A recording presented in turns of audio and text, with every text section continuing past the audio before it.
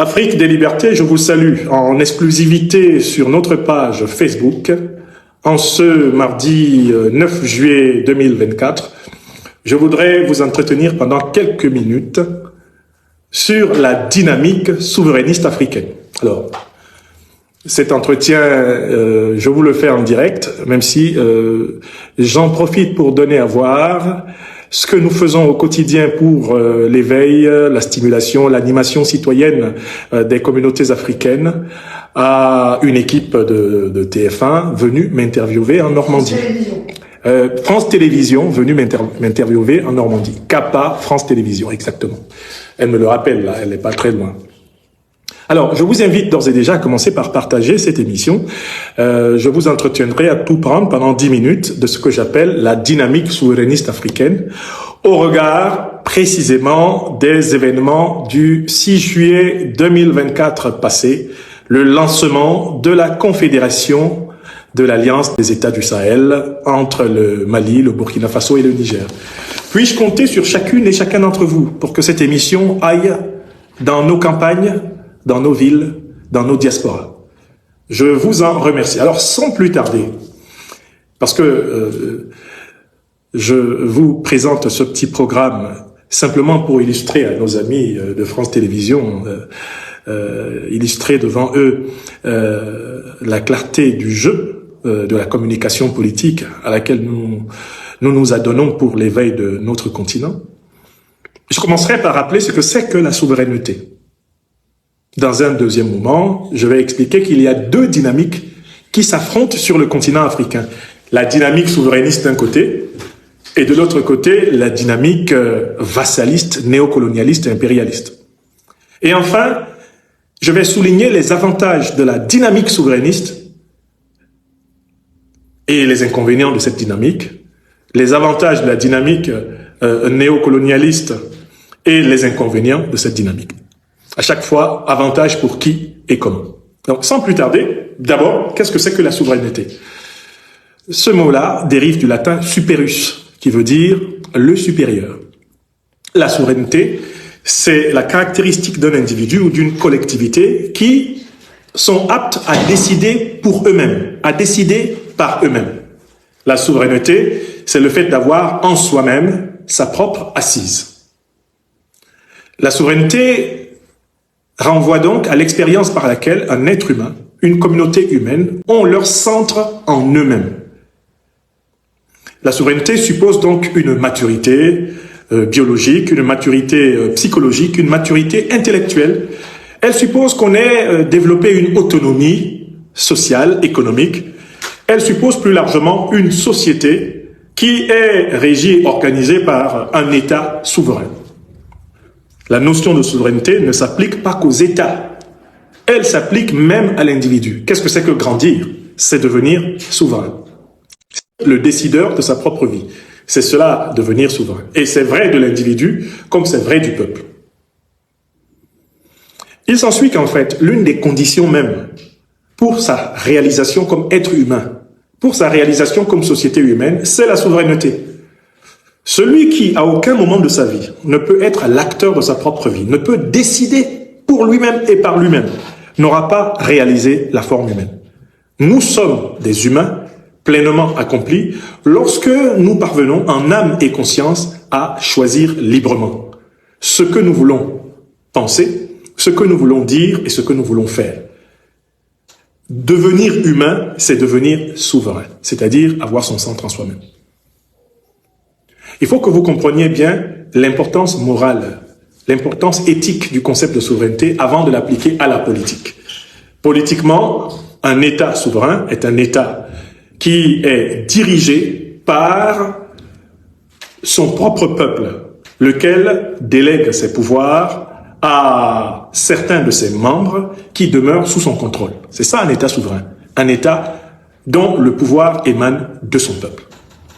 Les monarchies sont des régimes politiques dans lesquels le souverain, ce n'est pas le peuple, mais un individu qui détiendrait des droits héréditaires, des droits religieux et qui aurait vocation à régner pour toujours sur la communauté. Dans la plupart des communautés humaines de notre planète aujourd'hui, c'est le peuple qui est le souverain. C'est-à-dire que c'est le peuple qui, en dernière instance, a autorité pour choisir ses dirigeants et pour accepter de leur accorder, sous la forme législative, sous la forme exécutive ou sous la forme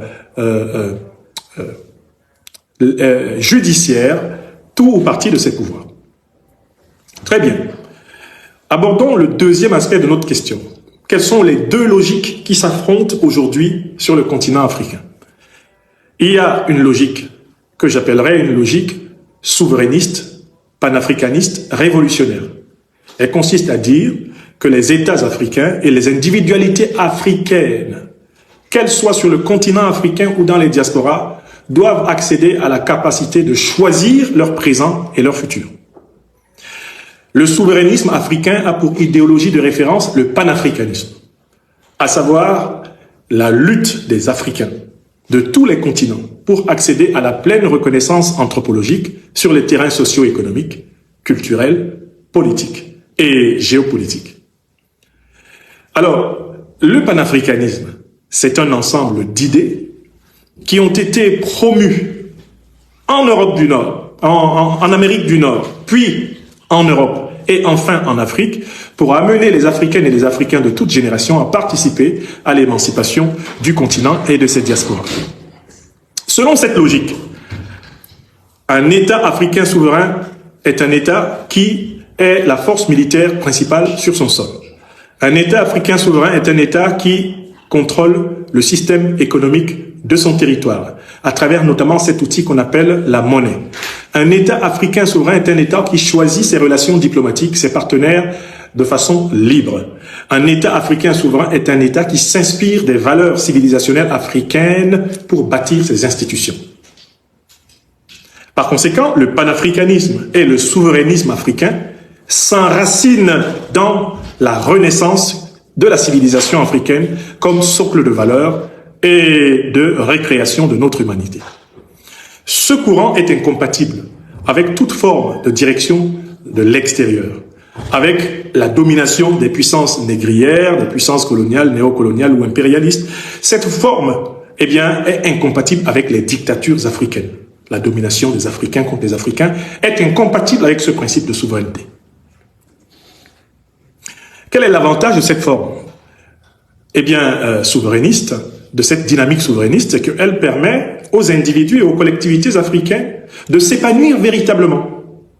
L'individu souverain est un individu, en général, en très bonne santé mentale, et précisément parce que corpore sano in mens sano, ou mens sano in corpore sano, eh bien, c'est un individu qui, bien souvent, bénéficie d'un bon équilibre, d'une véritable joie de vivre, d'une assise intérieure suffisante. La dynamique panafricaniste produit également des peuples dont les institutions travaillent pour les populations, pour combattre la misère, combattre le chômage, combattre l'ignorance, l'analphabétisme par exemple, combattre la violence sous toutes ses formes, la domination féodale sous toutes ses formes, combattre l'obscurantisme religieux sous toutes ses formes. Tout cela n'est possible que dans une société de souveraineté. Et c'est pour cela que nous nous battons. Mais en face de la logique de la souveraineté, il y a une logique qui date de plusieurs siècles en Afrique et dans laquelle les Africains ont malheureusement participé aux côtés des forces étrangères. C'est la logique de l'exploitation de l'Afrique, de la soumission de l'Afrique à des intérêts anti-africains ou plutôt non-africains. Vous savez, la traite négrière, la colonisation, les réorganisations néocoloniales comme celle de la France-Afrique, où aujourd'hui, toutes les tentatives des forces impérialistes de maintenir leur base militaire sur le sol africain sont déterminées par un seul principe, que les Africains ne soient pas souverains en Afrique et que les Africains ne soient pas souverains en eux-mêmes. La logique négrière, colonialiste, néocolonialiste, impérialiste et dictatoriale est une logique inhumaine. Elle veut faire des êtres humains des simples faire-valoir sur la terre. Elle veut faire des êtres humains des quantités négligeables. Les politiques qui sont inspirées de la logique négrière, de la logique coloniale, la logique néocoloniale et de la logique impérialiste sont celles qui sont responsables des flux migratoires sauvages qui traversent désormais la planète et qui viennent nourrir les extrêmes droites d'Occident, d'Amérique du Nord, les extrêmes droites de tous les pays. Ce sont les problèmes de gouvernance, les problèmes de souveraineté irrésolus en Afrique qui sont à l'origine du mépris infligé à l'Africain sur les autres continents.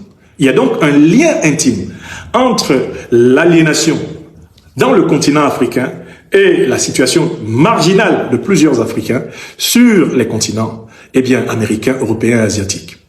La logique néocolonialiste, négrière, impérialiste, la logique de la France-Afrique produit la misère, elle produit la violence, elle produit l'incompréhension, elle produit la haine entre les nations. Aujourd'hui, en Afrique, nous sommes confrontés à un choix décisif. Chaque Africaine, chaque Africain sur le continent et dans les diasporas, tout comme les autres citoyens d'ailleurs, d'Europe, d'Amérique, d'Asie, regardant l'Afrique, doivent choisir la logique dans laquelle ils s'installent.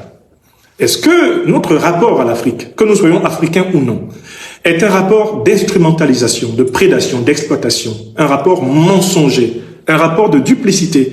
Ou est-ce que notre rapport à l'Afrique est un rapport de vérité, de justice, de fraternité, de solidarité humaine partagée? Chaque citoyenne, chaque citoyen pensant l'Afrique aujourd'hui doit répondre à cette question. Est-ce que je souhaite une relation, je souhaite une pseudo-souveraineté des Africains? Alors que de l'autre côté, je demande aux migrants africains sans papier de quitter mon pays et de rentrer chez eux. Alors que dans leur pays, ils n'ont pas voix au chapitre parce que je soutiens les dictateurs qui, précisément, les ruinent et qui les jettent sur les routes de la faim, les routes de l'exil, les routes du désert. Il faut que le citoyen, la citoyenne européenne se pose la question de sa représentation de l'Afrique. Est-ce que l'Afrique est simplement une réserve de ressources naturelles, de ressources humaines, comme elle l'a été depuis ces 600 dernières années, ou est-ce que l'Afrique est une terre de peuples souverains avec lesquels il va falloir vivre dans une acceptation mutuelle, dans une réciprocité, dans une solidarité? En ce mardi 9 juillet, je voulais conclure mon propos par cette invitation à chaque âme et conscience qui vivent sur cette planète et qui a connaissance des luttes, des tragédies et des espérances de l'Afrique. Demande-toi, Française, Français, Européenne, Européen, Africaine, Africain, Américaine, Américain. Demande-toi, Asiatique, toi qui vis dans l'océan Atlantique ou dans l'océan Indien, pose-toi la question suivante. Les Africains, sur leur continent natal, sur le continent le plus riche potentiellement de l'humanité, ont-ils le droit de vivre en individu et en peuple souverain? Si ta réponse est oui, tu as commencé à résoudre la question de la pression migratoire européenne. La question de la pression migratoire sur l'Amérique du Nord, tu as commencé à la résoudre. La question de la pression migratoire africaine sur le Moyen-Orient, tu as commencé à la résoudre si tu veux une Afrique souveraine. Si en ton âme et conscience, les Africains doivent être des faire-valoir des politiques occidentales, américaines, moyen-orientales, pendant qu'on leur raconte, qu'on les accompagne dans la lutte antiterroriste, qu'on les accompagne dans la lutte contre le développement, on doit les maintenir sous occupation militaire, sous domination monétaire. On doit décider à leur place au Conseil de sécurité des Nations Unies. On doit leur imposer les valeurs de la francophonie et combattre leur Afrique. Si tu es dans la logique de la négation de la souveraineté des Africains, c'est que tu veux que le monde aille en se compliquant davantage. Car, petite cause, grande conséquence. Ce qui se passe dans ta conscience citoyenne, qui que tu sois pensant l'Afrique, détermine l'ordre, la paix, la sécurité du monde tel qu'il va.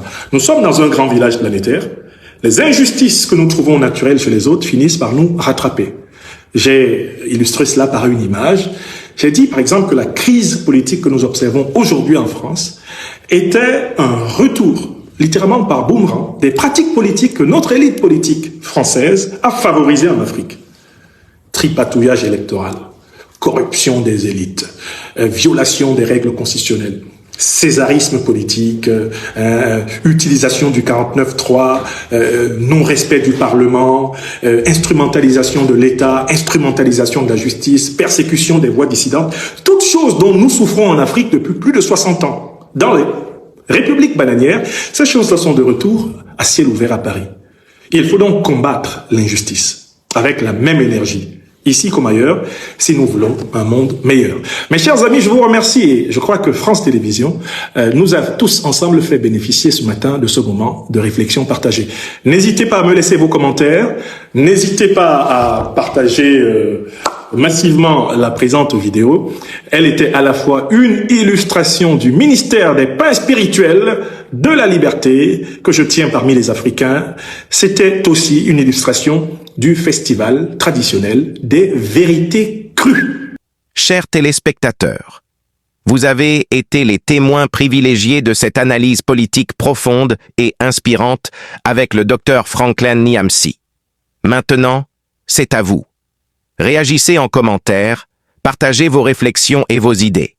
Si cette vidéo vous a éclairé, n'hésitez pas à l'aimer et à la partager avec vos amis.